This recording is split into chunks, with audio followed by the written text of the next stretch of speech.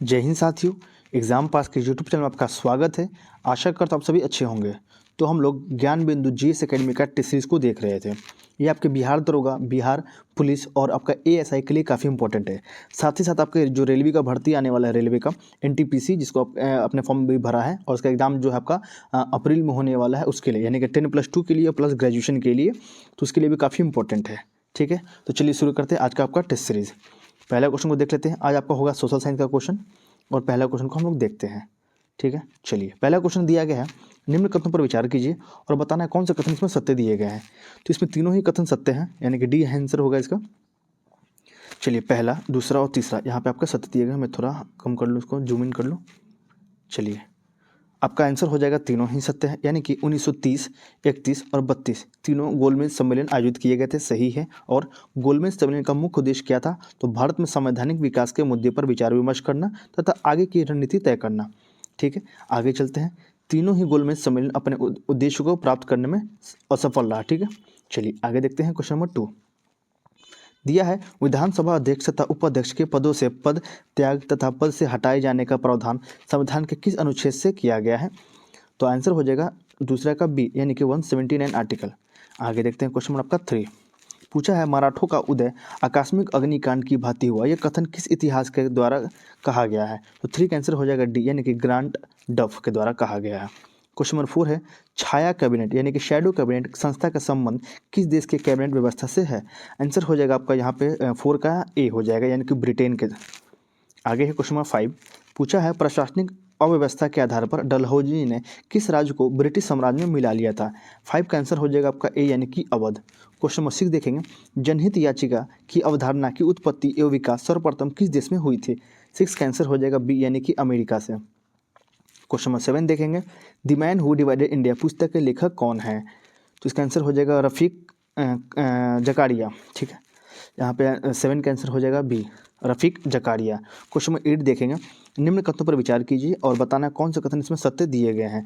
इसका आंसर हो जाएगा आपका 8 का आंसर हो जाएगा डी, यानी कि 1, 2 और 4 आपके सही है। ठीक है, यानी कि अनुच्छेद 165 के तहत राज्य में महाधिवक्ता यानी कि एडवोकेट जनरल पद की व्यवस्था की गई है। महाधिवक्ता राज्य का सर्वोच्च कानून अधिकारी होता है। और लास्ट आपका, संविधान द्वारा महाधिवक्ता के कार्यकाल को निश्चित नहीं किया गया है। ठीक है, आंसर क्या हो जाएगा डी, यानी कि 1, 2 और 4। यहाँ देख लीजिए आंसर आप इसका 1, 2 और 4। ठीक है, यहाँ पे चलिए आगे देखते हैं। क्वेश्चन नंबर 9 पूछा है, ब्रिटिश ईस्ट इंडिया कंपनी का व्यापारिक अधिकार अंतिम रूप से किस एक्ट के तहत समाप्त किया गया?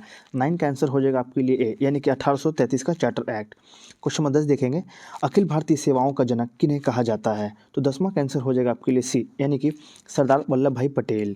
क्वेश्चन नंबर 11 देखेंगे, प्राचीन ब्राह्मी लिपि का अर्थ निकालने वाला प्रथम व्यक्ति था, कौन था? आंसर हो जाएगा डी, यानी कि जेम्स प्रिंसेप। क्वेश्चन नंबर 12 देखेंगे, निम्न में से किस संवैधानिक संस्था को समाप्त किया जा सकता है परंतु भंग नहीं किया जा सकता? 12 का आंसर हो जाएगा डी, यानी कि विधान परिषद। क्वेश्चन नंबर 13 है, कथन बताना है पहला और दूसरा में कौन सा सत्य है, आपको वो बताना है। तो 13 का आंसर हो जाएगा सी, यानी कि दोनों ही सत्य है। यानी कि क्या है? तो पूछा आपका इसमें, केंद्रीय भारतीय भाषा संस्था मैसूर में स्थित है, सही है। और केंद्रीय अंग्रेजी एवं विदेशी भाषा संस्था हैदराबाद में स्थित है। क्वेश्चन नंबर 14 देखेंगे, क्षेत्रीय परिषद गठन का अध्यक्षता कौन करता है? 14 का आंसर हो जाएगा बी, यानी कि क्रमशः राष्ट्रपति और गृह मंत्री। 15 नंबर क्वेश्चन है, निम्न में से कौन सा युग्म सुमेलित नहीं है? आंसर हो जाएगा सी, क्या है? तो पार्सेलिन टावर काहिरा, ये आपका गलत है, बाकी आपका सही है। क्रेमलिन हो जाएगा मॉस्को में, बिग बेन हो जाएगा लंदन में और पेंटागन हो जाएगा आपका वॉशिंगटन में। क्वेश्चन नंबर 16 देखेंगे, निम्न में से कौन से कार्य निर्वाचित आयोग द्वारा किया जाता है? तो 16 का आंसर बताना है ए हो जाएगा। यहाँ पे देख लेते हैं ऑप्शन, आंसर हो जाएगा आपका 1, 2 और 3। यहाँ देख लेते हैं 1, 2, 3, यानी कि स्वतंत्र तथा निष्पक्ष चुनाव करवाना, सही है। मतदान सूची को तैयार करना, सही है। चुनाव लड़ने वाले व्यक्ति तथा राजनीतिक दलों को चुनाव चिन्ह देना तथा राजनीतिक दलों को मान्यता देना। आगे देखते हैं क्वेश्चन नंबर 17 पूछा है, कश्मीर के मर्तांड मंदिर का निर्माण किसने करवाया था? 17 का आंसर हो जाएगा सी, यानी कि ललितादित्य ने। क्वेश्चन नंबर 18 देखेंगे, निम्न में से कौन सा विषय समवर्ती सूची में शामिल नहीं है? 18, इसका आंसर हो जाएगा सी, यानी कि भूमि सुधार। क्वेश्चन नंबर 19 देखेंगे, निम्न कथनों पर विचार करना है और बताना है कौन सा कथन इसमें सत्य दिए गए हैं। आंसर हो जाएगा बी, यानी कि पहला और दूसरा आपका सत्य है, यानी कि जल्लीकट्टू नामक त्यौहार तमिलनाडु राज्य में मनाया जाता है। कहाँ पे? तमिलनाडु में। आगे है, बाबा गड़िया पूजा त्यौहार कहाँ पे? त्रिपुरा में मनाया जाता है। क्या नाम है देखेंगे, बाबा गड़िया पूजा, कहाँ पे? त्रिपुरा में। क्वेश्चन नंबर 20 है, बोडो, डोंगरी, संथाली एवं मैथिली भाषा को किस संवैधानिक संशोधन द्वारा 8वीं अनुसूची में शामिल किया गया था? तो 20 का आंसर हो जाएगा ए, यानी कि 92, 92। 21 नंबर क्वेश्चन देखेंगे, सर्वोच्च न्यायालय का स्थायी मुख्यालय नई दिल्ली में है, लेकिन इसकी बैठक हो सकती है कहाँ पे? तो आंसर हो जाएगा 21 का डी, यानी कि कहीं पे भी, किसके आदेश पर? राष्ट्रपति जब कहेंगे तो कहीं पे भी। क्वेश्चन नंबर 22 है, पंचायती राज के संबंध में गठित अशोक मेहता समिति ने किन 2 स्तरों की बात की है? 22 का आंसर हो जाएगा बी, यानी कि मंडलीय पंचायत एवं जिला परिषद। क्वेश्चन नंबर 23 है, ऐसी शासन व्यवस्था जो जनता के प्रतिनिधियों द्वारा चलाई गई जाए क्या कहलाती है? आंसर हो जाएगा बी, यानी कि अप्रत्यक्ष लोकतंत्र। 24, डेमोक्रेसी शब्द डोमेस तथा क्रोशिया 2 शब्द मिलकर बना है, डोमेस का क्या अर्थ है? 24, इसका आंसर हो जाएगा सी, यानी कि जनता। क्या हो जाएगा? जनता। 25 है, विधि के शासन का क्या अर्थ है? आपको बताना है। तो 25 का आंसर हो जाएगा यहाँ पे डी। देखते हैं इसके आंसर को। आंसर हो जाएगा आपका डी, इनमें से सभी, यानी कि विधि के समक्ष समानता, विधि के द्वारा समान संरक्षण, और एक यहाँ पे छूट गया है, इसे देख लीजिए आप। और हो जाएगा आपका विधि, यानी कि कानून की सर्वोच्चता व्यक्ति की नहीं।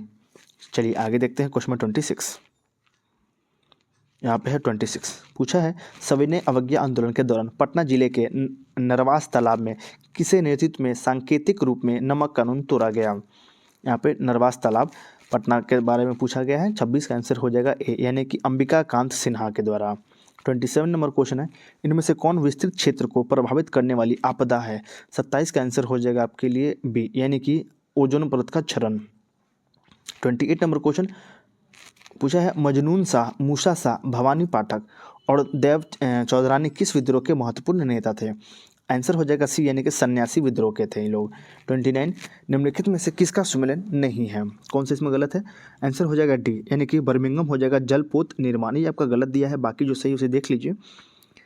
यानी कि डेट्राइट हो जाएगा लौह इस्पात, मैग्नेटो गोस्फर्क हो जाएगा आपका लौह इस्पात, और जोहान्सबर्ग हो जाएगा आपका सोना खनन के लिए। क्वेश्चन नंबर 30 है, जवाबित थे, कौन थे ये? आंसर हो जाएगा सी, यानी कि राज्य कानून थे। 31 नंबर क्वेश्चन, किस शहर को दक्षिण भारत का मैनचेस्टर कहा जाता है? दक्षिण भारत का मैनचेस्टर किसे कहा जाता है? आंसर हो जाएगा कोयम्बटूर को। किसे कहते हैं? कोयम्बटूर को। आगे देखते हैं क्वेश्चन नंबर 32, पूछा है, दिल्ली सल्तनत के तुगलक राजवंश का अंतिम शासक कौन था? 32 का आंसर हो जाएगा डी, यानी कि नसरुद्दीन मसूद। आगे है क्वेश्चन नंबर 33, लिंगानुपात का मापन कैसे किया जाता है?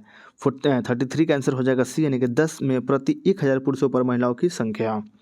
ठीक है, कमेंट में बताएंगे अभी हम लोग का क्या जो लिंगानुपात क्या है।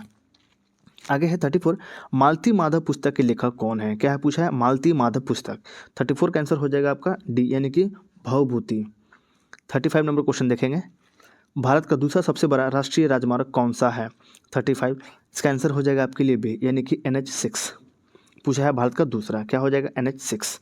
आगे देखते हैं क्वेश्चन नंबर 36, निम्न कथनों पर विचार कीजिए 36 के बारे में और बताना कौन सा कथन सत्य है। यहाँ पे सत्य पूछा गया है। आंसर हो जाएगा बी, क्या हो जाएगा? 36 का आंसर हो जाएगा आपके लिए बी, यानी कि 1 और 3, यानी कि हर्षवर्धन के समय आने वाले चीनी यात्री कौन थे? तो हेनसांग थे। और इंडिका पुस्तक के लेखक मेघनाथ चंद्रगुप्त मौर्य के दरबार में आने वाले यूनानी कौन थे? तो राजदूत थे। आगे 37 नंबर क्वेश्चन, क्षेत्रफल के आधार पर भारत की मिट्टियों का सही अवरोही क्रम क्या है? 37, इसका आंसर हो जाएगा बी, यानी कि जलोढ़, लाल काली लेटराइट मिट्टी। 38, त्रिपिटक धर्म ग्रंथ क्या है? 38 का आंसर हो जाएगा ये बौद्धों का है। 39 नंबर क्वेश्चन, निम्न में से कौन सी परिस्थितियाँ का होना नदी द्वारा डेल्टा निर्माण हेतु आवश्यक है? 39 का आंसर हो जाएगा डी, यानी कि नदी का मुहाना ज्वार भाटे से मुक्त होना चाहिए, सही है। नदी में बोझ की अधिक मात्रा होनी चाहिए, सही है। मुहाने के निकट नदी का बोझ कम होना चाहिए, तीनों आपके सही दिए गए हैं। क्वेश्चन नंबर 40 है, विक्रमशिला विश्वविद्यालय का संस्थापक कौन था? 40 का आंसर हो जाएगा आपके लिए सी, यानी कि धर्मपाल था। कौन था? धर्मपाल।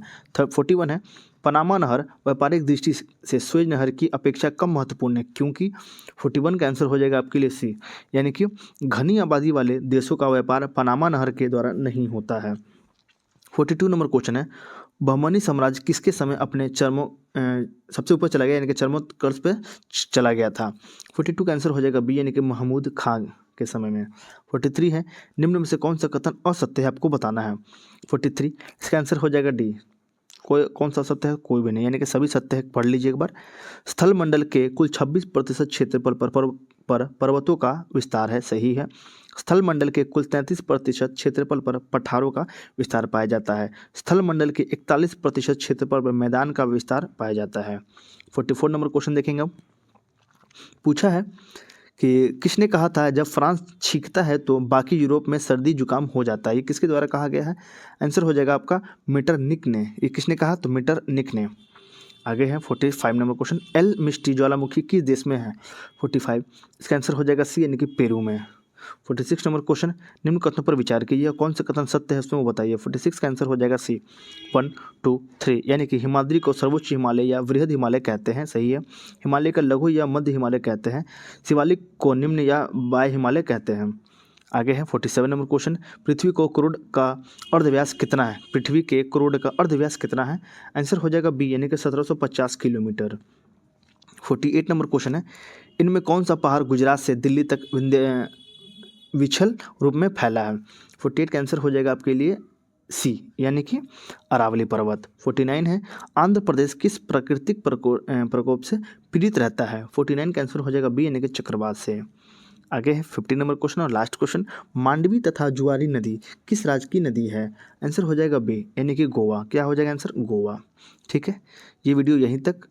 आशा करता हूँ आपको ये वीडियो अच्छा लगा होगा, तो प्लीज़ वीडियो को लाइक कीजिएगा और चैनल को सब्सक्राइब कीजिएगा और अपने दोस्तों के साथ ज़रूर शेयर कीजिएगा। अगर आपको उसका पीडीएफ चाहिए तो आप जाकर टेलीग्राम ज्वाइन कर लीजिए, मैं वहाँ पे पीडीएफ प्रोवाइड करा दूंगा अगर आप कमेंट बॉक्स में कहेंगे तो। ठीक है, तब तक के लिए धन्यवाद।